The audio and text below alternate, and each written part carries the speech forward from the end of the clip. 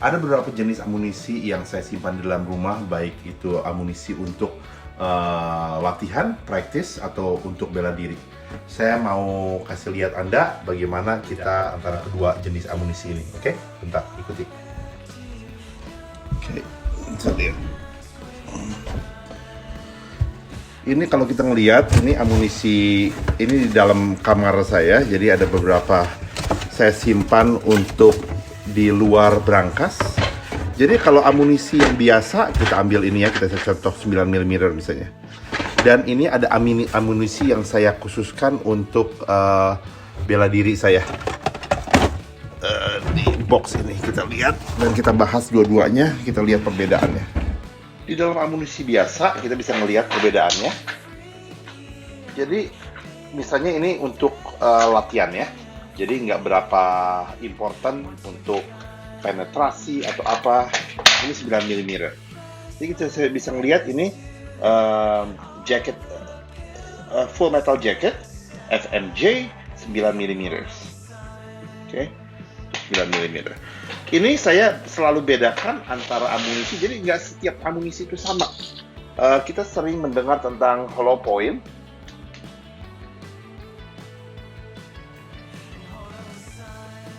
Yang adalah hollow point, karena hollow point kelihatan selalu lebih mahal.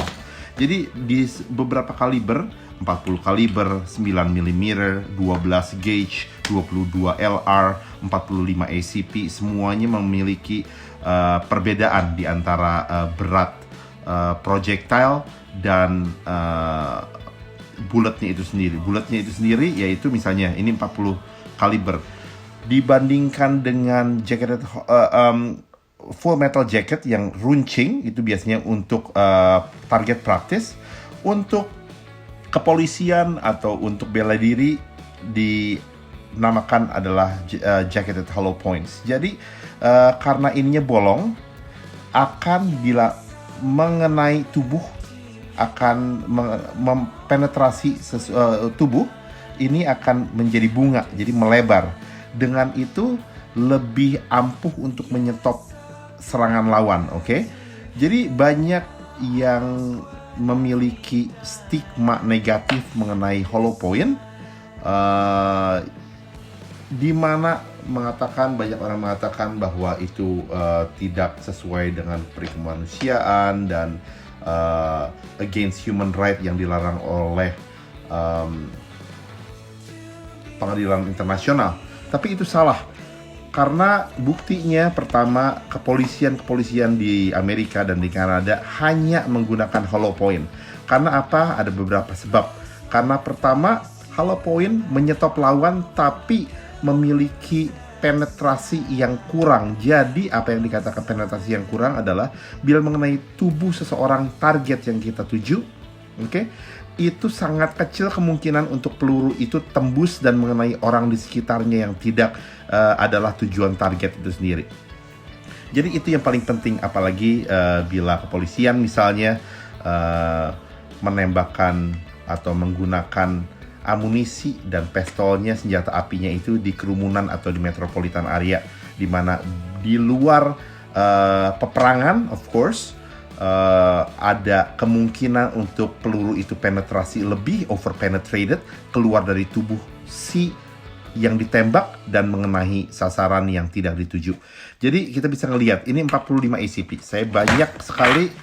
Jadi saya ini khusus untuk bela diri aja. Jadi saya nggak menggunakan ini untuk di Kanada misalnya kita mempunyai 4 musim. Di dalam amunisi hollow point itu sendiri ada beberapa perbedaan antara summer bullet dan winter bullet, for instance. Winter bullet adalah hollow point, tapi di tengah-tengahnya kita menggunakan rubber, oke? Apa gunanya? Karena ini hollow point, kita bisa ngelihat ininya, bisa kebuka, oke?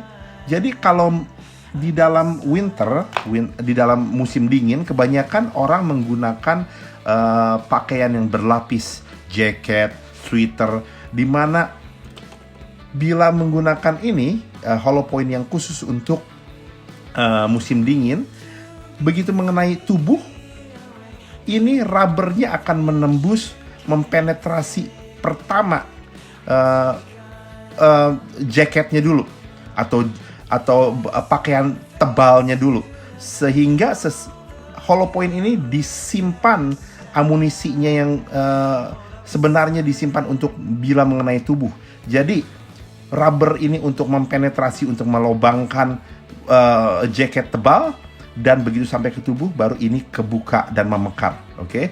Jadi bila menggunakan hollow point yang biasa, dikhawatirkan bahwa hollow point ini memekar sebelum waktunya, sebelum mengenai badan, sebelum mengenai kulit. Oke? Jadi dengan ini kita di kepolisian menggunakan ini pada musim dingin, oleh sebab karena sekali lagi untuk mempenetrasi dua stage. Stage pertama adalah rubbernya untuk mempenetrasi bagian luar jaket yang tebal, dan timah panasnya akan berkembang menjadi bunga setelah mengena tubuh atau kulit. Oke. Ada juga 12 gauge. 12 gauge kita disebut dengan zombie. Jadi ini hanya nama aja, mengartikan bahwa khusus untuk yang besar-besar, walaupun monster akan mati. Jadi 12 gauge kita bisa ngelihat. Oh, ini bukan 12 gauge. Ini 40 Smith & Wesson juga. Jadi beda juga, sama hijau, jangan hanya warna aja. Tapi untuk winter juga. Ini rubber, oke.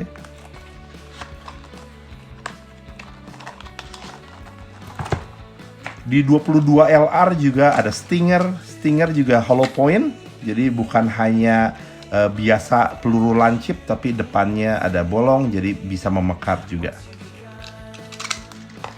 Jadi saya siapkan untuk bila ada sesuatu yang diperlukan, saya bisa hanya langsung masukkan ke dalam ini untuk rifle saya 22 yang biasanya dipakai dengan istri saya, karena sangat ringan 22. Nah, ini 12 gauge yang dikhususkan untuk dikatakan untuk zombie juga, untuk bela diri. Jadi beda antara 12 gauge biasa dan 12 gauge untuk bela diri.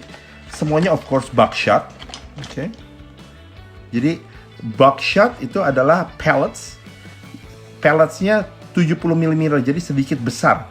Jadi begitu ini ditembakkan, ada sekitar 9-12 pellet yang keluar, dan pelletnya itu sedikit besar, jadi penetrasinya, bolongnya lebih besar ke dalam target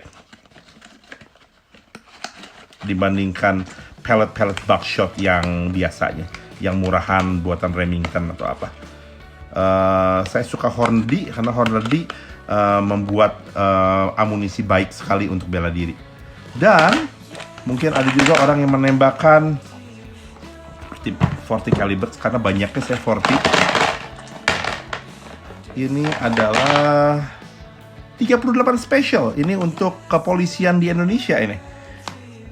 Jadi bukan menggunakan amunisi lancip, tapi menggunakan hollow point. Ini hollow point juga yang dapat memekar, tapi untuk 38 special untuk revolver yang digunakan banyak. Oke. Jadi sekali lagi saya anjurkan, bila untuk keperluan tugas, untuk bela diri, jangan menggunakan peluru lancip, tapi gunakan hollow point, karena lebih baik untuk tidak overpenetrasi.